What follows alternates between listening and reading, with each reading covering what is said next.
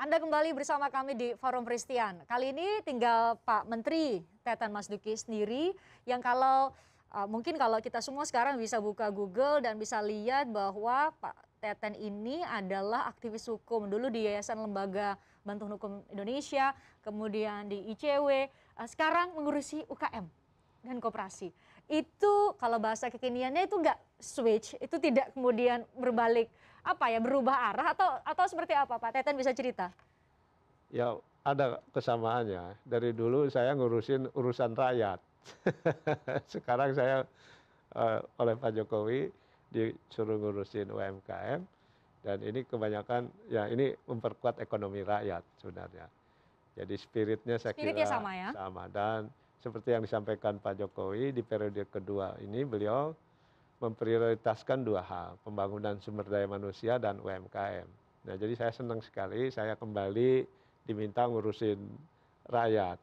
Yang sebelumnya saya ngurusin di istana, di KSP ngurusin banyak hal, termasuk Sekarang juga jauh lebih masalah spesifik. ekonomi. Sekarang lebih spesifik, tapi yang diurus banyak. Ada 64 juta, Lebih terus spesifik, lebih mudah atau lebih sulit? kompleks. Ya, Kompleks. kompleks karena ini 99% pelaku usaha ada di UMKM.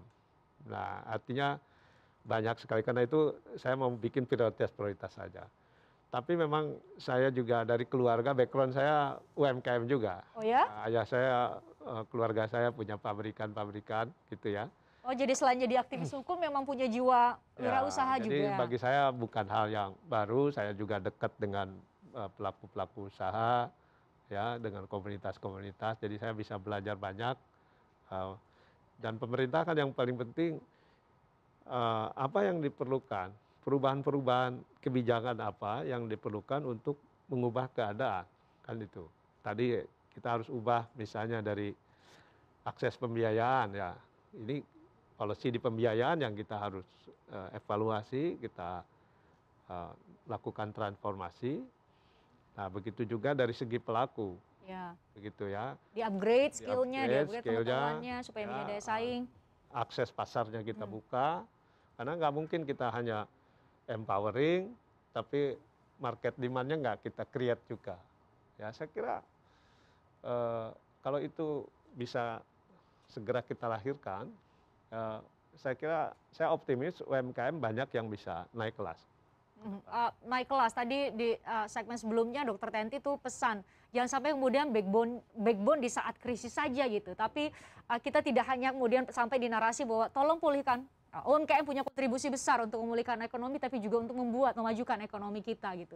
Nanti 2045 kita bonus demografi. Terbayang kalau 17 tahun sudah bisa punya PT perseorangan, berarti dia bisa jadi pengusaha ya, Pak Teten?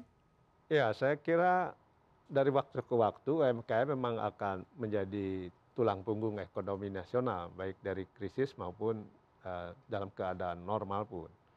Cuma memang saat ini UMKM yang terpukul juga. Kalau sebelumnya di krisis-krisis sebelumnya kan justru UMKM tampil menjadi pahlawan.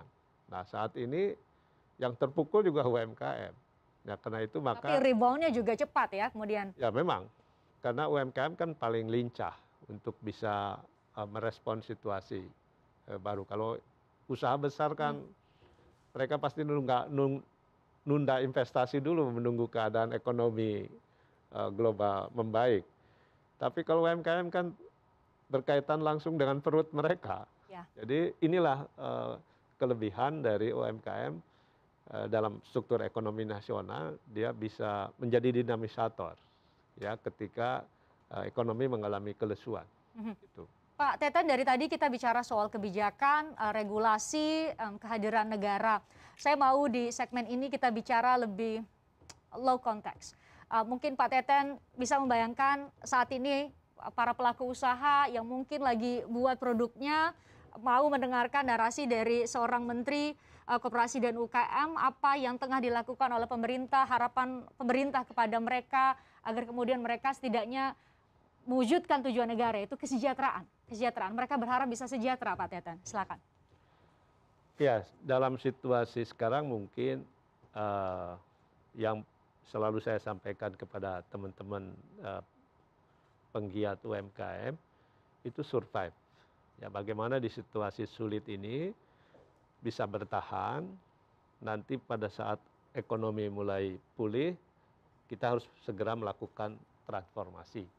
Nah, bagaimana supaya bisa bertahan? Sekarang pemerintah bantulah, ya bantu dari mulai program restrukturisasi, pembiayaan yang murah, bahkan kita ada hibah modal kerja juga.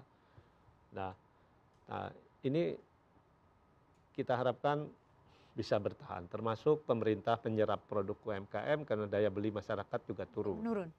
Nah, jadi sekarang yang punya daya beli kan BUMN sama pemerintah.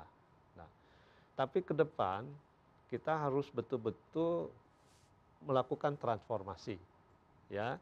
Transformasi artinya tadi seperti yang sudah kita bahas, bagaimana UMKM kita melakukan scaling up dari segala usaha, meningkatkan kualitas produksi, kapasitas ya, produksi. saing di pasar internasional. Ya, seperti itu. Nah, ini yang kita harus lakukan. Dan kita harus sudah mulai fokus apa keunggulan domestik kita, sehingga kita bisa compete dengan negara mana. Baik itu dari dukungan bahan baku, dukungan SDM, dukungan teknologi. Ya.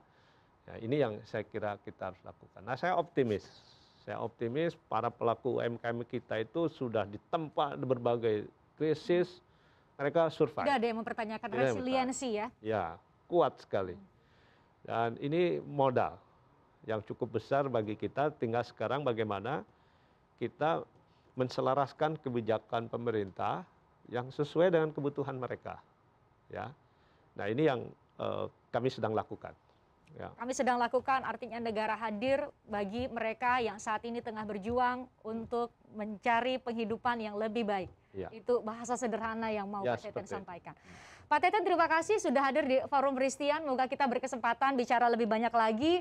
Kalau nanti hadir di Forum Peristian ada kabar gembira, perkembangan di bidang UMKM dan juga koperasi yang dipimpin oleh Pak Teten sekarang. Ujung-ujungnya adalah kita berharap kesejahteraan rakyat meningkat. Ya. Itu spirit yang Pak Teten pertahankan dari dulu di dunia hukum, sekarang mengurusi koperasi dan UMKM. Terima kasih, sehat selalu. Ya. Terima kasih juga buat Anda sudah menyaksikan Forum Peristian. Kita berharap UMKM bangkit, ekonomi kita juga kemudian ikut terungkit. Itu kita amini bersama. Sampai jumpa, saya Christian Grich. Pak, terima kasih.